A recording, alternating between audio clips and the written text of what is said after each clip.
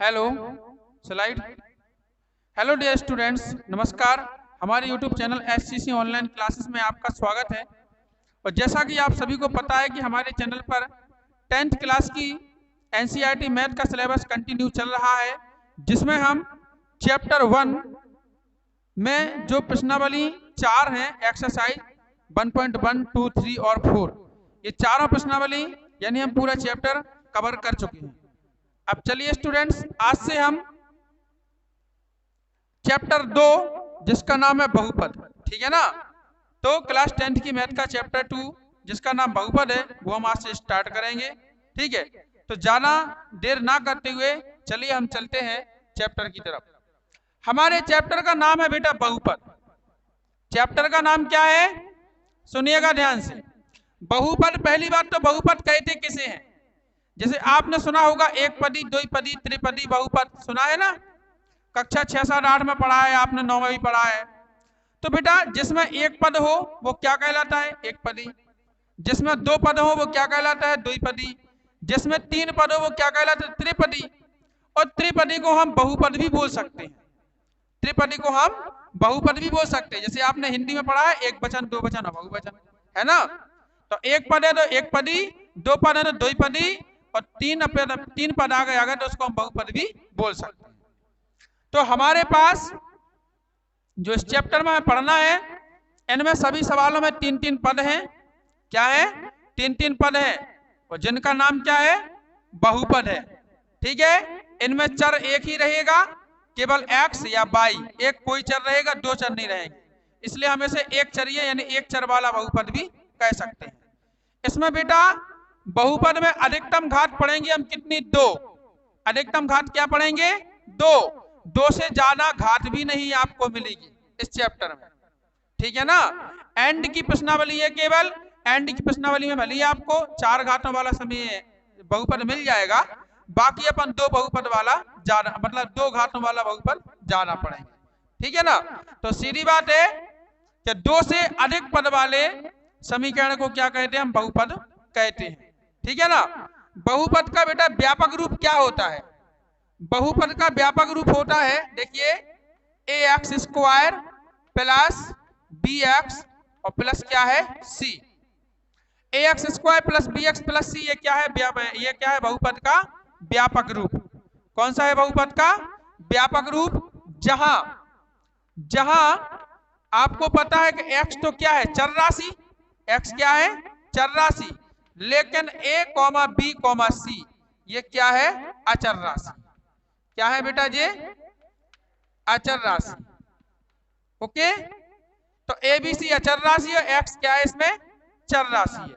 और ये ax² plus bx plus c क्या है? बहुपद का व्यापक रूप है, ठीक है ना।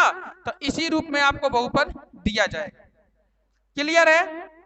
अच्छा, एक चीज और है कि आपको जैसे पता होगा कि आपकी चर राशि इसमें x है, ठीक है ना। तो जो शून्यक निकलेंगे वो x अक्ष पर निकलेंगे। कहां निकलेंगे? x अक्ष पर, ठीक है ना। और अगर 2 घात वाला है तो कितने शून्यक निकलेंगे? 2। और यदि मान लो कि आपका 3 घात वाला है तो शून्यक कितने निकलेंगे? 3। 4 घात वाले में 4, 10 घात वाले में 10, 100 घात वाले में 100। जिस बहुपद की अधिकतम घात जितनी होगी उतने ही क्या निकलेंगे? उसमें शून्यक। शून्यक क्या कहलाते हैं? x की वैल्यू, x का मान ही क्या कहलाता है? शून्यक। अब अगर 2 घात वाला बहुपद है तो x के मान 2 तो निकलेंगे कि नहीं? पढ़ा है आपने पहले, 8 में ही पढ़ा था, 9 में ही पढ़ा था। अगर 4 घात वाला बहुपद है तो 4 मान निकलेंगे x के, उन्हीं को हम क्या कहेंगे? शून्यक कहेंगे, ठीक है ना। इसलिए कंफ्यूज मत होना। इसमें क्या है कि इसका नाम है बहुपद, और ऐसे ही बिल्कुल सवाल अध्याय 4 में भी है इसी रूप के, तो उसको बोलते हैं हम क्या? द्विघात समीकरण। क्या बोलते हैं उसको?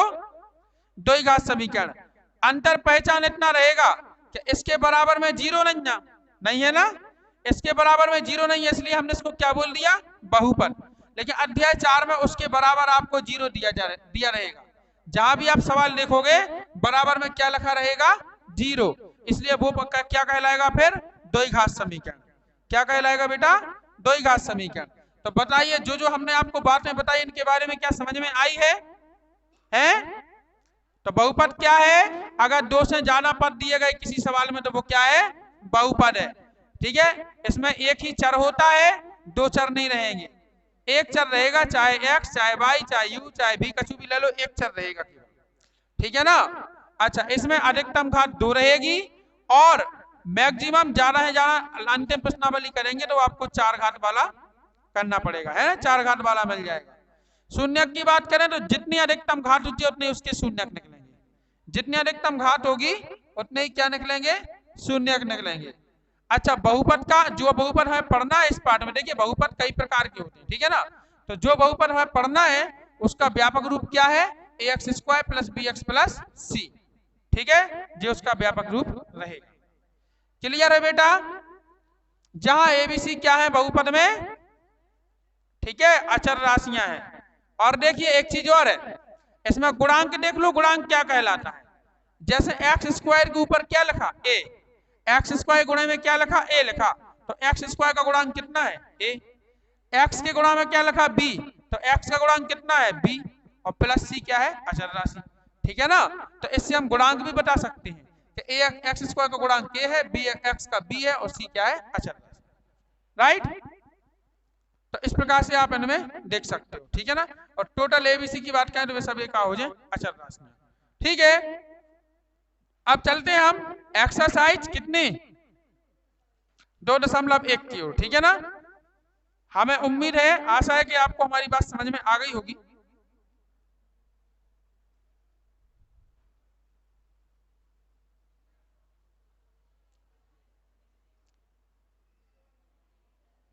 अब सुनिए बेटा, आप एक्सरसाइज 2.1 में देख रहे होंगे कि आपको ऐसे ग्राफ दिए गए 1 2 3 4 5 6, आपको 6 ग्राफ दिए गए हैं। ठीक है ना? और इन 6 ग्राफों में वक्र बने हुए हैं। क्या बने हुए हैं? वक्र। नाम आपको याद कर लेना है। ग्राफ बने हुए हैं, ग्राफ में क्या बना हुआ है? वक्र। और ग्राफ आप कक्षा 9 और 8 में पढ़ चुके हो, आपको पता है कि जो ऐसा होता है ना, ये वाला, ये होता है एक्स अक्ष और ये क्या होता है? वाई अक्ष। अच्छा, एक चीज और आपको पता होगी कि जहां पे ये दोनों अक्ष एक दूसरे को काटते हैं, जहां पे बिंदु O लिखा है, वो कहलाता है आपका मूल बिंदु। क्या कहलाता है? मूल बिंदु। और मूल बिंदु के निर्देशांक क्या होते हैं? 0 0 होते हैं। ठीक है ना? वो आपका मूल बिंदु कहलाता है। क्लियर है? ये एक्स अक्ष है और ये क्या है? वाई अक्ष है, और बीच में जहां एक दूसरे को काट रहे हैं वो क्या है? मूल बिंदु। क्लियर है? बेटा सुनते जाए, हमारी बात का जवाब देते जाए, जितना दोहराओगे उतनी ज्यादा याद होगा तुम्हें। ठीक है, अब देखिएगा, ये एक्स लिखा है 0 से, मतलब मूल बिंदु O से इस साइड, कौन साइड? हमारी साइड, यानी दाईं साइड। दाईं साइड क्या होता है? धनात्मक संख्या है। क्या होती है? धनात्मक, प्लस वाली संख्या होती है 1 2 3 4 5। और मूल बिंदु के उस साइड जाओ, लेफ्ट साइड, 0 के साइड, जहां पे यहाँ पे क्या लिखा है? ये एक्स डैश होना चाहिए। क्या होना चाहिए? इसको एक्स डैश से अपन दर्शाते हैं, है ना? तो ये क्या है? इस साइड माइनस वाली संख्याएं होती हैं। क्या होती है? माइनस वाली संख्याएं। ई साइड प्लस और ऊ साइड माइनस, लेफ्ट साइड। ये याद कर लो। अब अगर ये वाई अक्ष है, वाई अक्ष में हम ऊपर जाते हैं। कहां जाते हैं? ऊपर, एक्स अक्ष के ऊपर। तो ऊपर जो संख्या लिखी रहती है 1 2 3 4 5 6 7 8 9 10, वो काय की रहती है? प्लस की। काय की रहती है वो बेटा? प्लस की रहती है। और मूल बिंदु के जब हम नीचे आते हैं इस साइड, तो संख्या नीचे काय की रहती है? माइनस की। इसको हम बाई डैश बोलते हैं। ये काय की होती है? माइनस की। यहाँ आएगा -1 -2 -3 -4, ऐसे आएगा। समझ में आ रही क्या नहीं आ रही? क्लियर है? आप ग्राफ जानने लगे? ये समतल ग्राफ है। क्या है ये?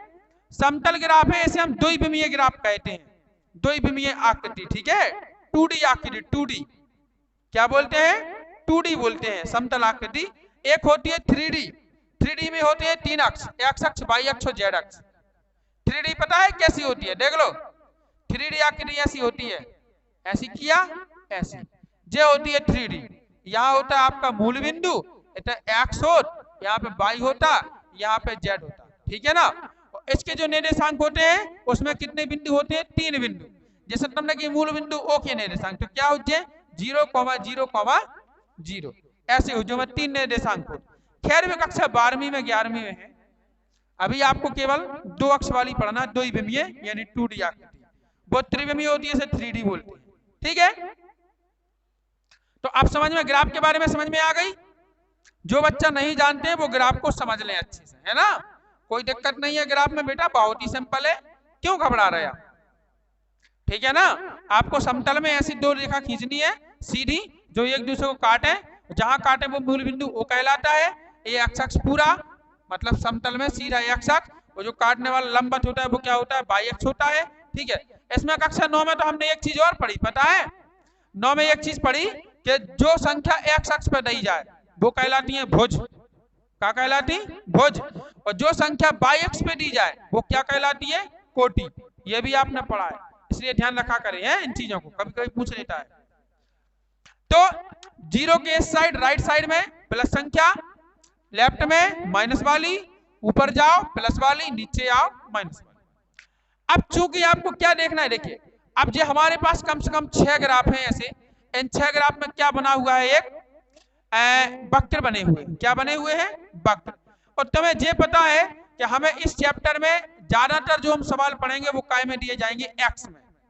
एक्स की वैल्यू ज्यादा निकालना, बहुपद दिए जाएंगे आपके एक्स में, मतलब बहुपद में जो यूज होने वाला चर है वो क्या रहेगा, आपका एक्स रहेगा। ठीक है ना, तो इन ग्राफों में हमें ये देखना है कि जब समझा बताओ कि जैसे कोई सवाल आपको एक्स में दिया गया है तो मान भी काय में निकलेगा, एक्स में। यानी जो मान निकलेंगे एक्स के जो मान होंगे वो कहां पे स्थित होंगे, एक्स अक्ष में होंगे कि नहीं। जैसे भैया एक्स चर वाला सवाल दिया गया कोई, उसको हल करोगे तो शून्य में कहां निकलेंगे, एक्स बराबर जो मान निकलेंगे एक्स ही में निकलेंगे। अब एक्स में मान निकलने का मतलब क्या है, इसका मतलब ये है कि जो वक्र है वो भी कहां है, एक्स अक्ष पर स्थित है। यानी जो उनका मान जो संख्या है बोलते ना, वो संख्या कहां स्थित है, एक्स अक्ष पर। ठीक है, तभी तो एक्स में मान निकल रहा है। अगर कोई समीकरण बाई में है अगर, ठीक है ना, अगर कोई समीकरण बाई में है तो बाई का मान निकलेगा। यानी कहने का मतलब क्या है कि वो मान कहां है, बाई अक्ष पर स्थित है। तो यहाँ पे एक्स अक्ष वाले दिए गए, एक्स अक्ष को देखना है ना। तो बेटा इसमें जो वक्र बने हुए आप सामने देख रहे हो, ये वक्र को, इन वक्रों को देखना है कि एक्स अक्ष पर ये कहां कहां टच कर रहा है। ठीक है, आपको ये देखना है कि ये वक्र है, जो टेढ़े टेढ़े वक्र बने ना, इन्हें वक्र बोलन। ये वक्र एक्स अक्ष पर कहां टच कर रहा है ये देखना है। तो देखो सवाल नंबर पहले में आपका वक्र ये दिया गया है, ये है लंबा वाला वक्र, दिया कि नहीं। देखो इधर सवाल नंबर 1 में ये दिया गया है वक्र, बताइए क्या इसने एक्स अक्ष को टच किया, वो किसको कर रहा है, वाई को। किसको कर रहा है, वाई को।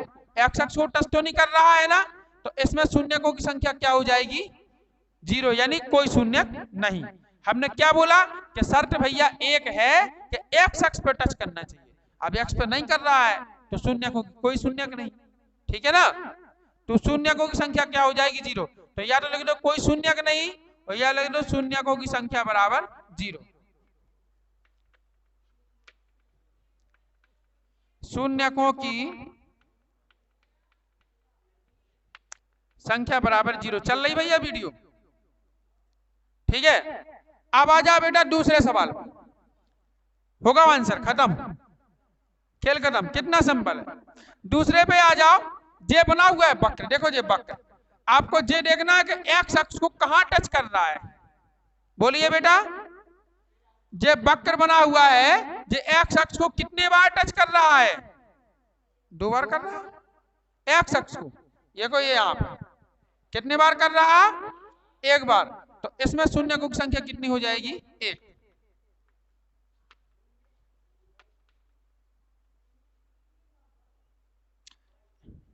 वो तो वाई पे कर रहा है बेटा, एक्स पे देखना है।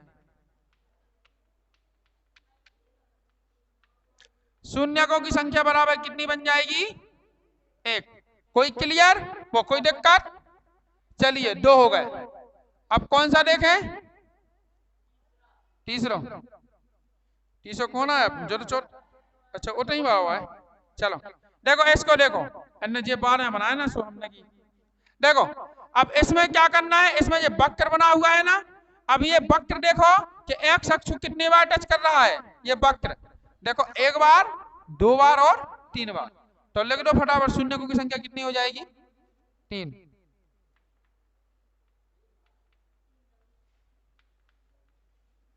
शून्यकों की संख्या कितनी आएगी बेटा? 3। चलो अब आ जाओ चौथे पे। ये वक्र बना हुआ है, देखो कितने बार टच कर रहा है एक्स अक्ष को? 2 बार। तो शून्यकों की संख्या कितनी हो जाएगी? 2।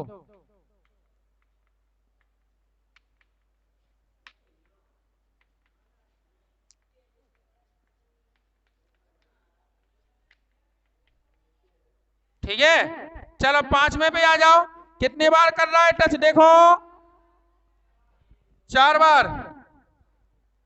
1 बार, 2 बार, 3 बार, 4 बार। शून्यकों की संख्या कितनी आएगी? 4।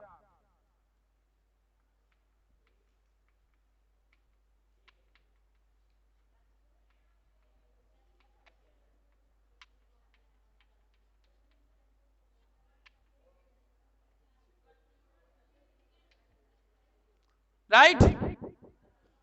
अब यहां पे देखो कितने बार? 1, 2, 3 बार। हाँ 3 बार, देखो देखो 3 बार है ना। तो शून्यकों की संख्या बराबर कितनी आएगी? वो 3, सॉरी 3। क्लियर? तो बेटा ये सवाल काफी इंपोर्टेंट है, इनको ध्यान रखना। कुछ नहीं है इसमें, तुम्हारा कुछ नहीं लगना है, आपको देख के बताना बस है। ठीक है, तो पेपर में कभी कभी ऐसे सवाल आ जाते हैं, तो काफी इंपोर्टेंट है। ये आ जाते हैं पेपर में, ऐसी ग्राफ बना देते हैं और कहते हैं बताइए इस ग्राफ में शून्यकों की संख्या कितनी है, तो आपको वह बतानी पड़ती है। ठीक है, तो देख के आपको लिखना ही तो है कि शून्यकों की संख्या बराबर इतनी है, ज्यादा भाषा लिखना ना। तो बहुत ही सिंपल सवाल है, इसलिए इसको याद रखना। इस प्रकार हमारी एक्सरसाइज 2.1 जो है वो खत्म होती है बेटा, और हम नेक्स्ट वीडियो में करेंगे प्रश्नावली 2.2। ठीक है ना। यदि आपको वीडियो पसंद आया हो तो वीडियो को लाइक करें, शेयर करें और कमेंट करना ना भूलें, और वीडियो बेल आइकन प्रेस करके ऑल पर क्लिक कर लें, ताकि आगे आने वाले हमारे सभी वीडियो के नोटिफिकेशन आपको मिलते रहें। ठीक है, और बेटा हमारे चैनल को सब्सक्राइब कर लें और सभी बच्चों को प्रेरित करें कि अपने सर का जो चैनल है उसको सब्सक्राइब करो और उससे मैथ और फिजिक्स की पढ़ाई करो। यदि आपने हमारे साथ मेहनत कर ली, ईमानदारी लगन के साथ यदि पढ़ लिया, तो हम 100% गारंटी के साथ कहते हैं कि एग्जाम 2023-24 में आपके 90+ अंक आने से कोई नहीं रोक पाएगा। ये सप्लीमेंट्री, ये फेल का नाम ही खत्म हो जाएगा। सिर्फ आपको मेहनत करनी पड़ेगी, समझना पड़ेगा, क्योंकि हम पूरी कोशिश कर रहे हैं आपको समझाने की। जैसा कोचिंग में पढ़ाते हैं वैसा ही बिल्कुल हम चैनल पर भी आपको पढ़ा रहे हैं। तो आप ध्यान रखें। जय हिंद बच्चों, वंदे मातरम।